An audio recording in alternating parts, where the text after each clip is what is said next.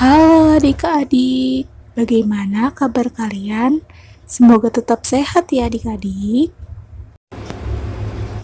Hari ini kita akan membahas peran Indonesia di bidang ekonomi dalam ruang lingkup ASEAN. Nah, di sini saya akan bertanya, apakah kalian sudah tahu peran Indonesia di bidang ekonomi dalam ruang lingkup ASEAN? Setiap negara tidak dapat hidup sendiri tanpa bantuan dari negara lain. Hal itu terjadi karena tidak semua negara mempunyai sumber daya alam yang mencukupi.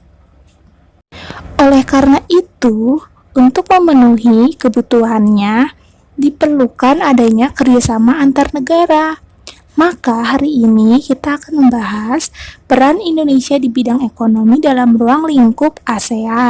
Nah, ini dia peran Indonesia di bidang ekonomi dalam ruang lingkup ASEAN. Yang pertama sebagai pendiri AFTA. AFTA adalah ASEAN Free Trade Area, adalah kawasan perdagangan bebas di ASEAN.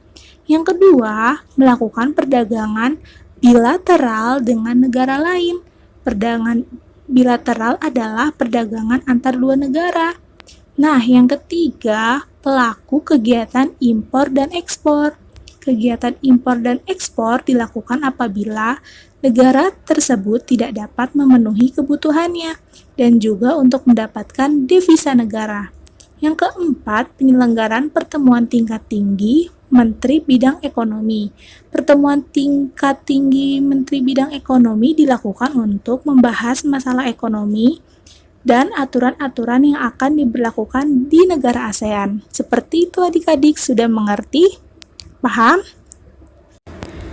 Nah, yang kedua kita akan membahas bentuk kerjasama ekonomi antar Indonesia dengan ASEAN. Nah, apa saja sih bentuk kerjasama ekonomi antar Indonesia dengan ASEAN? Yang pertama yaitu ada AFTA. AFTA merupakan bentuk kerjasama perdagangan dan ekonomi di wilayah ASEAN yang berupa kesepakatan untuk menciptakan situasi perdagangan yang seimbang dan adil melalui penurunan tarif barang. Yang kedua, pembukaan pusat promosi ASEAN sebagai sarana untuk memperkenalkan hasil produksi negara-negara anggota ASEAN. Nah, yang ketiga yaitu pembentukan kawasan pertumbuhan sebagai sarana untuk membantu negara-negara ASEAN agar dapat sejajar dengan negara lain. Yang keempat, penyediaan cadangan pangan agar tercukupinya kebutuhan pangan negara-negara ASEAN. Nah, bagaimana Dik? Sudah tahu kan bentuk kerjasama Indonesia dengan ASEAN? Oke, kita selanjutnya ya ke materi, yaitu tujuan dibentuknya AFTA.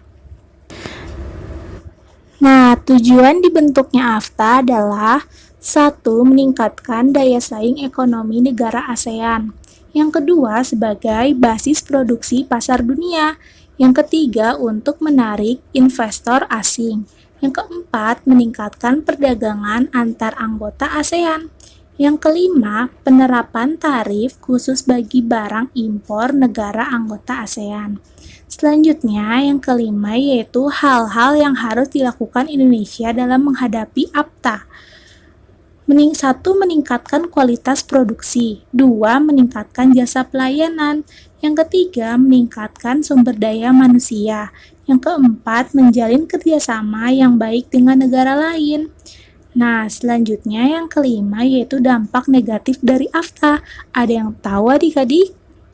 Oke, yang pertama, menimbulkan persaingan produk. Dua, produk negara lain yang berkualitas akan menguasai pasar. Nah, yang ketiga, banyak perusahaan yang tutup. Empat, persaingan dalam lowongan pekerjaan. Nah, yang terakhir yaitu manfaat kerjasama AFTA. Satu, peluang pasar yang semakin luas. Dua, biaya produksi yang rendah.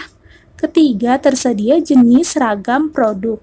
Yang keempat, kerjasama bisnis semakin terbuka. Nah, itu dia adik-adik. Bagaimana adik-adik sudah paham dengan materi yang tadi? Oke, selanjutnya ini ada tugas. Kalian kerjakan ya di buku tulis. sesuai seperti apa yang ada di video. Selamat mengerjakan adik-adik. Dan tetap semangat ya belajarnya.